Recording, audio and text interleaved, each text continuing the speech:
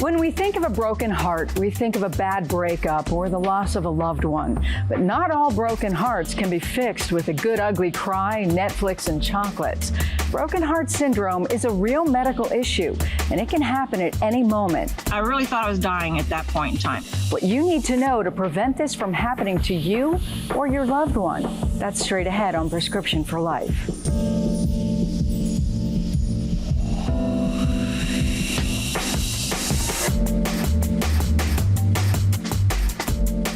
Thank you so much for joining us. I'm Monica Robbins. You may have heard the saying, he or she died of a broken heart. Well, that saying isn't too far off. Doctors say it can happen, and many people did suffer from a broken heart, especially during the height of the pandemic. Back in 2020, researchers at Cleveland Clinic found more than 1,900 patients during the first 2 months of the pandemic suffered from stress cardiomyopathy, known as broken heart syndrome.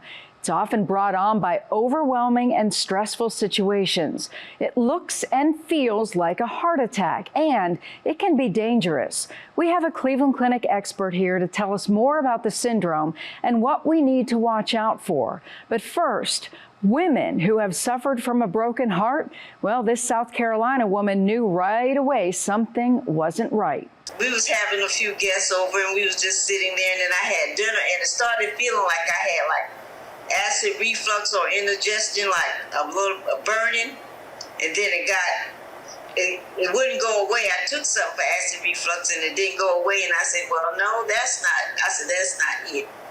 I said, whatever this in my chest, it is not going away. And I said, honey, I need to go to the emergency room.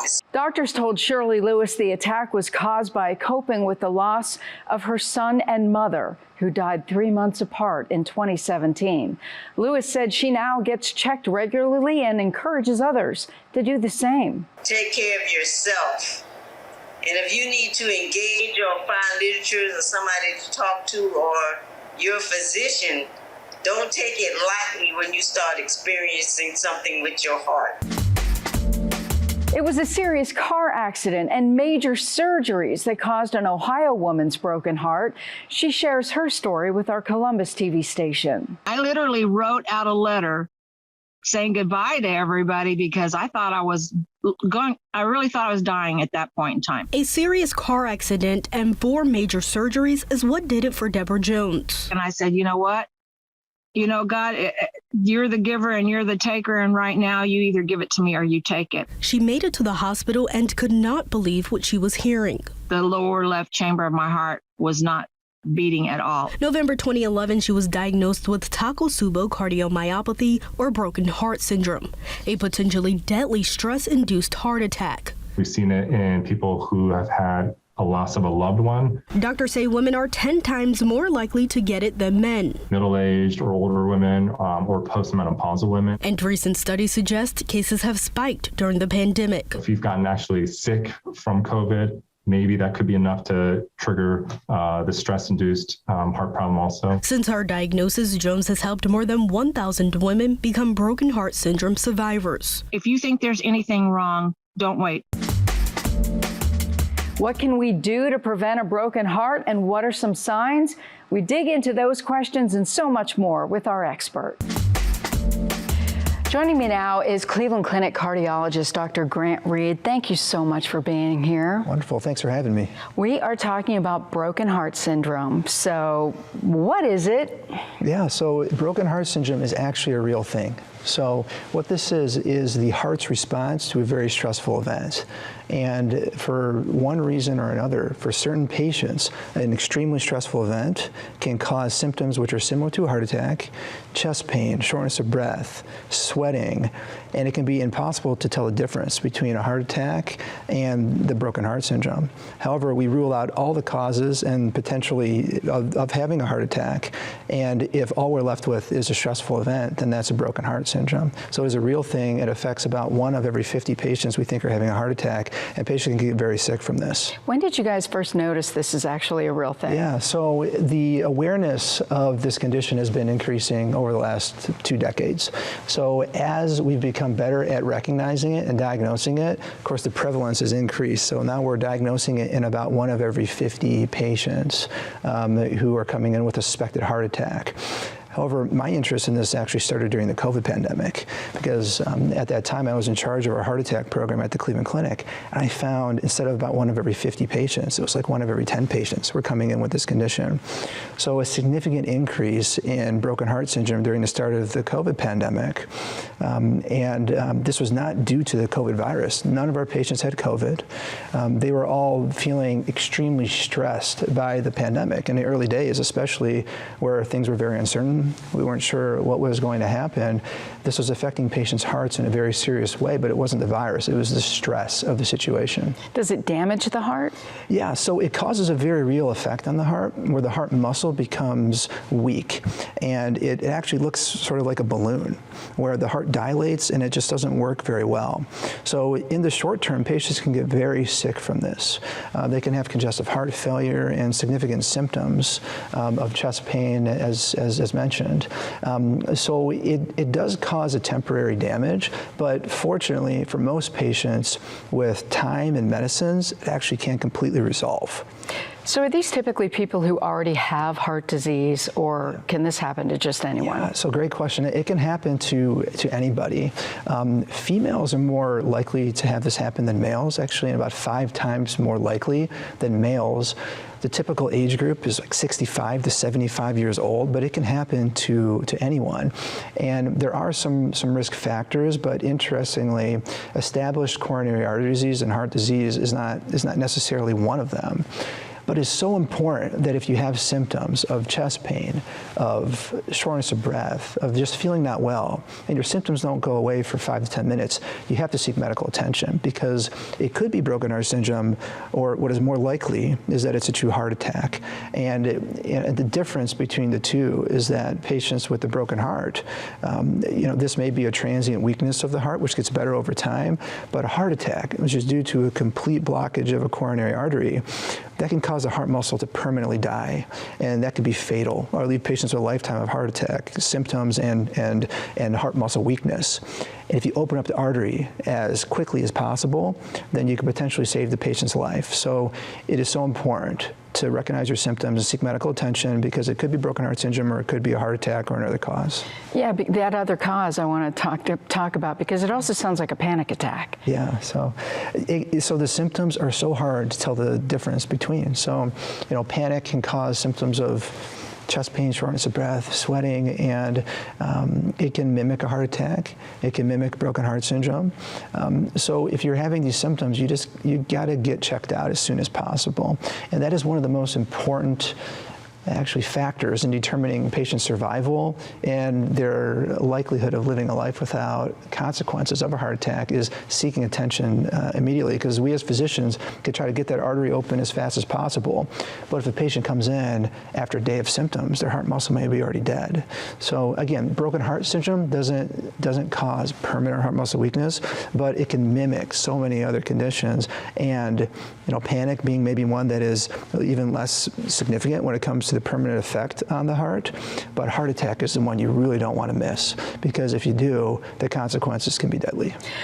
During the pandemic, how many of those people that came in with broken heart syndrome actually went on to have heart disease, or you found other issues? So, just having the diagnosis of broken heart syndrome, what is called a stress cardiomyopathy, that is really a diagnosis of exclusion. So you rule out other causes like coronary artery disease, like a virus causing weakened heart muscle, and so on.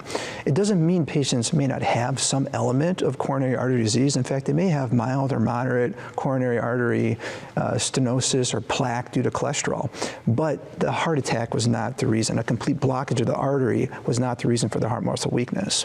So we do find coronary disease in a large number of patients who have broken heart syndrome, but that's not the cause of the event. It's the stress. And Again, this is a diagnosis of exclusion. We make sure it's nothing else. And if all we're left with is the stressful event, then that's a diagnosis that we make. Well, you're talking about overwhelming stress, though. So is this something that builds? Can chronic stress cause this too? Yeah, we find that most of the patients who do have this have chronic stress in their lives. So they may be patients who have anxiety related issues or major depression, but then there is some trigger, either the death of a loved one, or in some patients it's actually the death of a couple family members or a pet, loss of a job, and this all adds up. So the overwhelming theme is that there's a very strong connection between the mind and mental health and the heart. And this is underappreciated. Everyone, the classic saying is, oh, you should not be stressed because you can have a heart attack.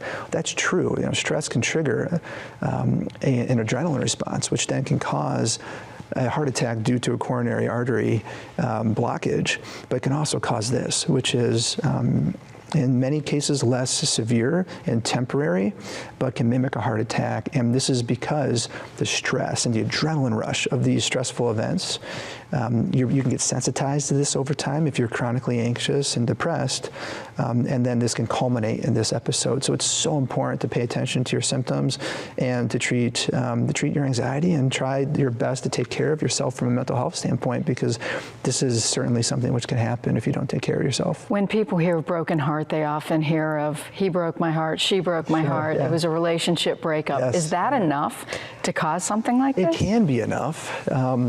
It's again the terminology broken heart. So many different things can break your heart, and it is true that heartbreak, can cause a very significant, actual physical effect on the heart muscle.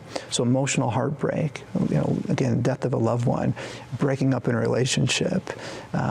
These things can have such a profound effect on your health, not just your mental health, but your physical health. And I think we often dismiss that. And it's important to recognize that it's not a sign of weakness to seek help for these things. You have to take care of yourself. You have to have a heart-healthy lifestyle, or these things will catch up to you. And that means heart-healthy eating, exercise regularly, and then managing your stress when it happens, because you never know when this is going to happen. But if it does happen to you, it is so important to try to recognize that it happened and then avoid the really significant stressors that may have caused this before. Try not to put yourself in stressful situations. It's impossible for us to avoid this sometimes. We never know when someone's going to die, right? But it's just so important to recognize, okay, this happens. This is my tendency or my heart to respond this way. So important to manage your emotions and your stress as best as you can. So if somebody has overwhelming stress and they start feeling this and they recognize that and say, oh, it's just my heart reacting, and they don't get help, what do they risk? Yeah, so it is important that, again, if these symptoms that we described don't go away in about 5 to 10 minutes, you should seek medical attention, even if you have a tendency for this to happen recurrently, because if your symptoms don't go away, there's something wrong. Panic attacks generally do resolve over time, especially if you use your typical way of dealing with that, whether that be a medicine or other techniques to try to manage your stress. But if your symptoms don't go away, then this could mean that you truly have a heart attack, right? And just because you have panic and just because you may have had a stress cardiomyopathy or a broken heart syndrome in the past, doesn't mean your next time might not be a heart attack. They're not mutually exclusive of one another. So it's so important to recognize that and to seek medical attention if you have symptoms. And this focus on seeking medical attention is such a big priority of all of us as physicians, because we can meet a patient and take perfect care of them, but if they come in hours, days after having a heart attack, there's only so much you can do, and this awareness and education of patients and the public is what I'm really passionate about. Dr. Reed, thank you so much for your insight. Give us a lot to think about. Thank you. All right. That'll do it for this week's Prescription for Life. Thank you so much for watching. We'll be back here next week with another dose. Until then, I'm Monica Robbins, wishing you and yours good health.